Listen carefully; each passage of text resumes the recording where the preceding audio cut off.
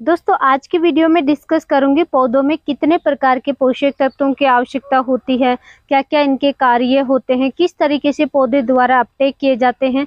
आज से मेरी कंप्लीट सीरीज आएगी कि कौन कौन से पोषक तत्व की कमी पौधे में किस तरीके से आप पहचान कर सकते हैं, कौन कौन से फर्टिलाइजर की आवश्यकता होती है, किस टाइप के फर्टिलाइजर से किस टाइप के पोषक तत्व की पूर्ति हो सकती है।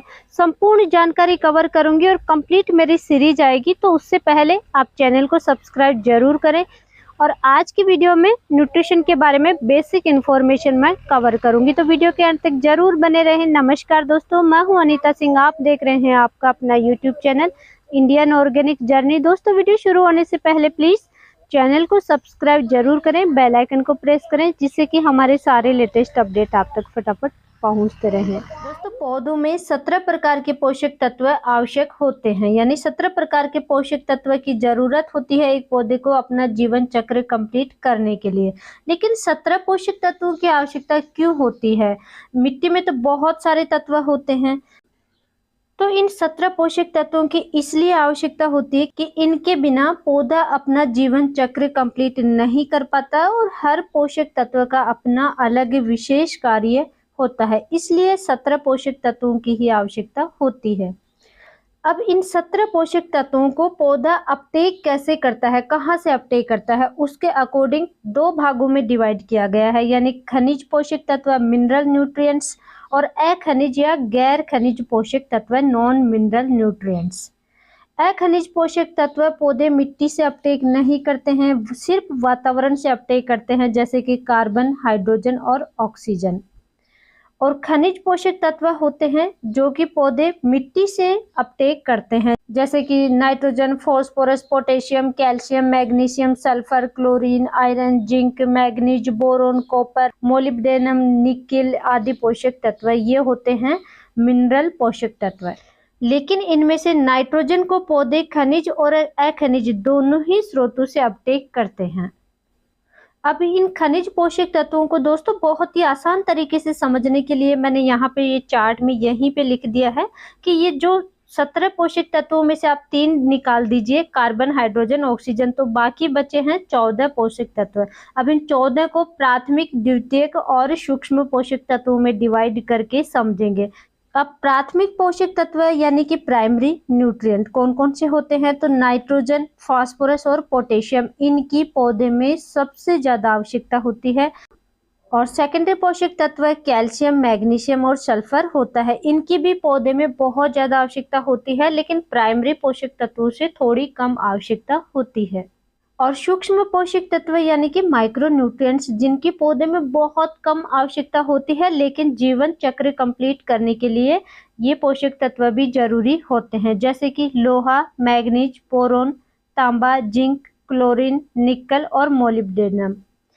अब दोस्तों कि कौन से पोषक तत्व की कितनी परसेंटेज होती है पौधे में, कितनी मात्रा में होती है, किस रूप में ये अपटेक करते हैं, तो फर्स्ट होता है कार्बन जो कि पौधे में 42% होता है, 42 से 43% तक ये होता है।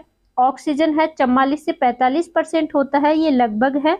और हाइड्रोजन 6 से 7% पौधे में होता है, यानी कि लगभग 7% अन्य पोषक तत्व जिसमें कि प्राइमरी है, सेकेंडरी है, माइक्रो न्यूट्रिएंट्स है, वो लगभग सिर्फ 7% ही होते हैं।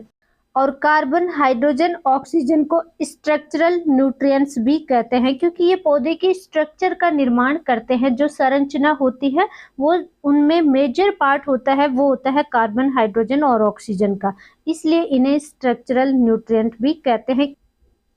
अब उस 7% में से प्राइमरी, सेकेंडरी और माइक्रो न्यूट्रिएंट्स की कितनी परसेंटेज होती है, तो नाइट्रोजन 1.5% होता है और पौधे नाइट्रोजन को नाइट्रेट और अमोनियम फॉर्म में अपटेक करते हैं। और यहाँ पे एक चीज का आप जरूर ध्यान रखिए कि जो भी माइनस में आ रहे हैं पोषक तत्व, माइनस में अपटेक किए जा रहे हैं, जैसे कि नाइट्रेट है, तो इनमें लीचिंग की समस्या ज्यादा आती है क्योंकि हमारी सॉइल है वो भी माइनस में है। इसलिए जो माइनस फॉर्म में जो भी फर्टिलाइजर आप यूज करेंगे, जैसे नाइट्रोजन की पूर्ति के लिए सब्जी वर्गीय फसलों में नाइट्रेट फॉर्म में फर्टिलाइजर यूज किए जाते हैं, तो उनकी आप कम कम क्वांटिटी में बार बार आप यूज करेंगे तो ज़्यादा रिजल्ट मिलेगा। और प्लस फॉर्म वाले हैं जैसे कि अमोनियम फॉर्म में नाइट्रोजन की पूर्ति के लिए फर्टिलाइजर यूज करते हैं, तो इनमें लीचिंग की समस्या कम आती है। और अमोनियम फॉर्म में चावल की फसल ऐसी होती है जो कि अमोनियम फॉर्म में अपटेक करती है नाइट्रोजन को, इसलिए अगर आप चावल की खेती करते हैं तो अमोनियम फॉर्म वाले जो भी फर्टिलाइजर आते हैं उनका आप यूज करेंगे तो जल्दी रिजल्ट मिलेगा और अच्छा रिजल्ट देखने को मिलेगा।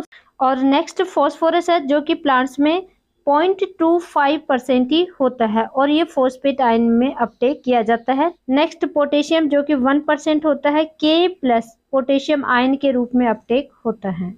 और सेकेंडरी न्यूट्रिएंट में कैल्शियम 0.50% होता है, Ca2+ कैल्शियम आयन में अपटेक होता है। मैग्नीशियम 0.20% होता है, Mg2+ मैग्नीशियम आयन में अपटेक होता है। और सल्फर 0.1% होता है जो कि सल्फेट फॉर्म में अपटेक होता है। और ये माइक्रो न्यूट्रिएंट्स हैं जिनकी आवश्यकता पौधे में बहुत कम होती है, लेकिन अगर डिफिशियंसी किसी भी एक पोषक तत्व की भी अगर कमी है फसल में तो सीधा सीधा उत्पादन पे फर्क पड़ता है। प्लांट्स में भी क्लियर दिख जाता है कि कौन से न्यूट्रिशन की डिफिशियंसी है। जैसे कि जिंक की डिफिशियंसी होती है तो नई पत्तियों में पीलापन दिखाई देगा, और अगर बोरोन की डिफिशियंसी आती है तो फ्रूट्स हार्ड हो जाते हैं, फटने लग जाते हैं। यानी कि हर पोषक तत्व की आवश्यकता होती है। जानकारी अच्छी लगी है वीडियो को लाइक करें, चैनल को सब्सक्राइब करें, ज़्यादा से ज़्यादा किसान दोस्तों तक शेयर जरूर करें। धन्यवाद।